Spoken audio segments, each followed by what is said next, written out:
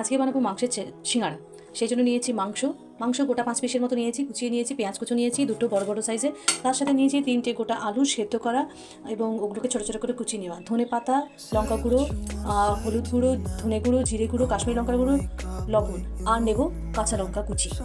নিয়ে নিয়েছি 2 কাপের মতো ময়দা, তার মধ্যে দেবো পরিমাণ মতো লবণ, দেবো 1/2 চামচ চিনি আর দেবো রিফাইন্ড তেল 2 চামচ।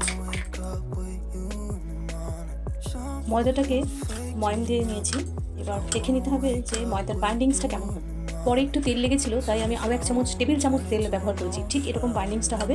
এবার জল দিয়ে একটু লুচির মতো ডো মেখে নিতে হবে। কড়াইতে তেল দিয়েছি, এবার তেল গরম হয়ে গেছে, তার মধ্যে দিয়ে দেবো পেঁয়াজ কুচি। পেঁয়াজটাকে একটু লাল লাল করে ভাজবো এবং অবশ্যই দেবো মাংসের টুকরোগুলো। হাই পাশে তুলে দুটো এক করে থাকবো, লবণটা আগে দেবো।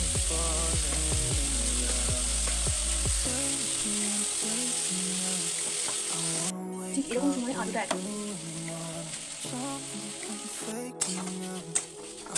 আলুটা দিয়ে খানিকক্ষণ মিনিট 2-3 ভালো করে নাড়বো। যদি না মনে তাহলে আরও একদমই ভালো। এবার ধনে পাতা কুচি আর কাঁচা লঙ্কা কুচিটা অ্যাড করবো।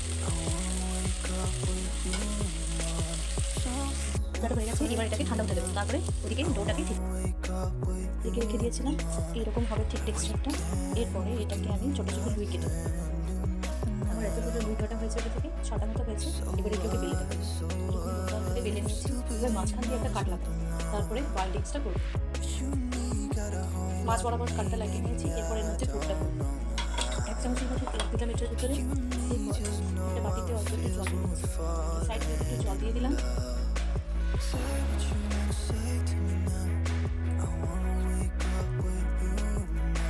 এর হাত দুটো জল দিয়ে দেবো, একটু তেল দেবো।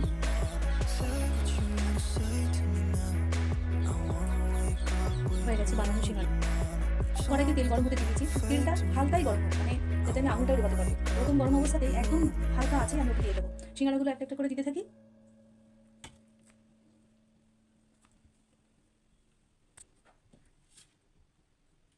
3টে মতো সিঙ্গাড়া দিয়েছি, আরেকটা দিয়ে দেবো।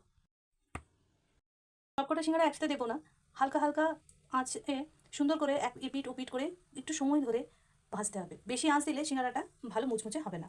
তো যখন এরকম হতে থাকবে তখন ওর গায়ে অল্প অল্প করে তেল দিতে থাকবো, সিঙ্গাড়াগুলোর গায়ে। তৈরি হয়ে গেল আজকের মাংসের পুর ভরা সিঙ্গাড়ার রেসিপিটি। আপনারা ঘরে তৈরি করে দেখবেন, খুব ভালো লাগবে। নমস্কার।